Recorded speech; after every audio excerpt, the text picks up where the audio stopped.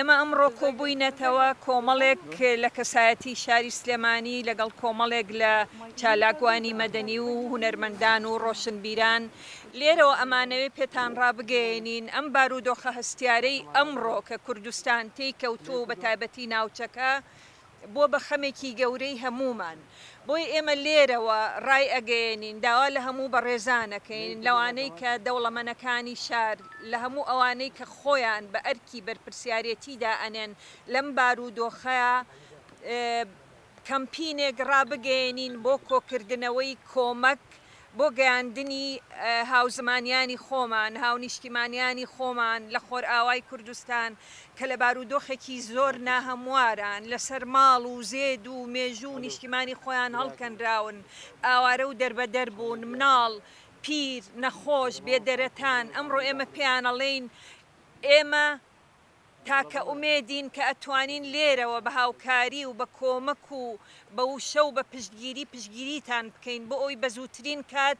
لە دەستی ئەو داگیرکەرانە ڕزگارتان بێت لێرەوە ئێمە پیرۆزباییان لێ ئەەکەین لە دەستی داگیرکەری فاشیزم ڕزگاریان بوو بەڵام لە هەمان کاتە لە ماڵ و شوێنی خۆیان هەڵکەنراون بۆیە بە ئەرکێکی نیشتیمانی ئەزانین بۆ هەر هەمومان هەر کەسە بەپێی توانای خۆی بەپێی گیرفانی خۆی لە بڕێکی زۆر کەمەوە لەبەر ئەوەی تەنها ئەتوانین هاوکارەکان لە ڕێی مادیەوە بیانگەێنین لەبەرەوەی ئەو کێشە و بربەستانەی لەسەر سنوورەکان هەن ناتوانین هیچ کۆمەکێکی تر بگەێنینە دەستی ئەوانەی کە ئەمڕۆ چاویان لە هاوکاری و پشتگیری ئێمەیە بۆیە ئەکرێ پێتان بڵێن ڕاستە ئێمە ئەمڕۆ کوردستان لە بارودۆخێکی زۆر ناهەموار و زۆر خراپایە ئاستی دارایی خەڵک زۆر دابەزیەوە بەڵام ئەمە ئەوە ناگەێنێ کە ئێمە دەستەوەستان بۆستین و لەناو ئەم میحنەتە هاوزمانیانی خۆمان هاونیشتیمانیانی خۆمان لە خۆرئاوا بەجێ بێڵین و تەنها هەردانیشین و ئەسەفمان هەبێ بۆیان بۆیە داوا لە هەمووتانەکەین هەر هەمومان پێکەوە نیشتیمانی ئێمەیە ڕۆژئاوا بەشێکە لەم کوردستانە تکاتان لێ ئەەکەین بە پێی توانای خۆمان با بەیەکەوە بە خۆشەویستی ئەو کۆمەکانە کۆ بکەینەوە و لێرەشەوە ئێمە دڵنیاییتان ئەدەینێ کە متمانەی ئەوە بسپێرن بەم گروپە کە هەموو هاوکاریەکان بە متمانەیەکی تەواوەوە ئەگاتە دەستی ئەو شوێنەی کە پێویستیان بە ئێمەیە بەشداریکردنی دارایی و معنەویتان لە پاڵپشتگیکردنی ئەم هەڵمەتەدا ژیانی دەیان هەزار کەس لە مەترسی و برسیەتی ڕزگار دەکات کە ئەمڕۆ بە بەرچاوی هەموو دنیاوە بێبەشن لە هەموو پێداویستیەکانی ژیان هاوسۆزی و بەشداری کاراتان لەم هەڵمەتەدا ئاماژەیەکی گرنگە بۆ زیندوەتی وجدانتان و ئاماژەیەکی شە بۆ ئەوەی کە ئێمە زیندوین و پیلانی نارەکانمان سەرناگرێت شایانی باسکردنە کە پێتان بڵین بەداخێکی زۆرەوە جگەل لە پارە ناتوانین هیچ جۆرە کاڵایەک وەکو هاوکاری کۆمەک کۆ بکەینەوە لەبەرەوە ئاستنگە ئەو ئاستەنگە گەورەی لە بەردەمماندایە لە ڕەوانەکردنی بەتانی و خواردن و دەرمان و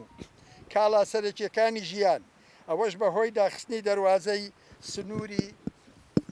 سنووری سمێڵکاوە کە تاکە دەواازەیە لە نێوان هەرێمی کوردستان و ڕۆژئاوادا هەر بۆیە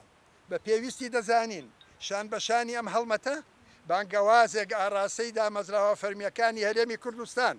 لە سەرۆکایەتی هەرێم و ئەنجومەنی وەزیران و پەرلەمانی کوردستان و مەکتەبی سیاسی هەموو حزبە سیاسیەکانی هەرێمی کوردستان بکەین کە کار بۆ کردنەوەی دەواازەی سنووری سمێلکا بکەن. دیارە ئێمەکو ژنانی باشووری کوردستان ئەمڕۆ بەشداریمان کرد لەم لێدوانەدا و ئامانچ لەم گردبوونەوەیە و ناوەڕۆکی ئەم کەمپینە ئەوەیە کە لە ئێستەیە هاوکاری مادی بگەێنرێتە خوشک و براکانمان لە ڕۆژاوای کوردستان و لە ناوەڕۆکی ئەم کەمپینە لە دوو شوێن هاوکاریەکان هەیە هاوکاریەک لە خۆسەری ڕۆژاوە دووش لە لای مارکێتی زارا لە هۆڵی ئازادبوون دیارە ئەم چالاکیانە بەردەوامیە بێ لە ڕۆژانی ئایندا ئێمە بێ زیاتر کار بکەین بۆ ئەوەی کە بتوانین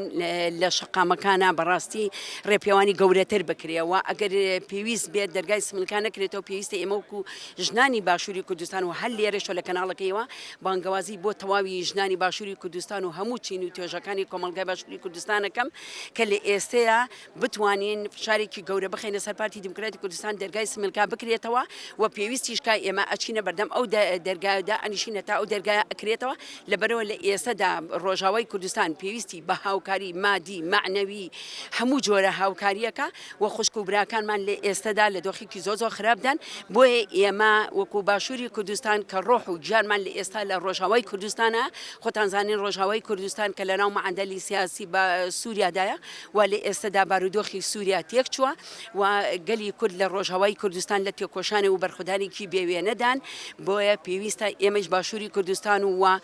پاڵپشتی هەر سێ پارچەی کوردستان بکەین ئێمە وەکوژنانی باشووری کوردستان لە کەمپینەکەمان وە کەمپینی یەکریزی ژنانی باشووری کوردستان کە لە ئێستادا چەندین جۆر چالاکیمان کردووە لەوە هەشتاگ بۆ کە ئامانجێکی گەورەی پێکە لە ئێستادا ئەم گردبوونەیە تەنیا بۆ کەمپینی هاوکاریە و لە ئایندەیە چالاکی گەورەترەکەین بۆ ئەوی دەرگای سملکا بکرێتەوە.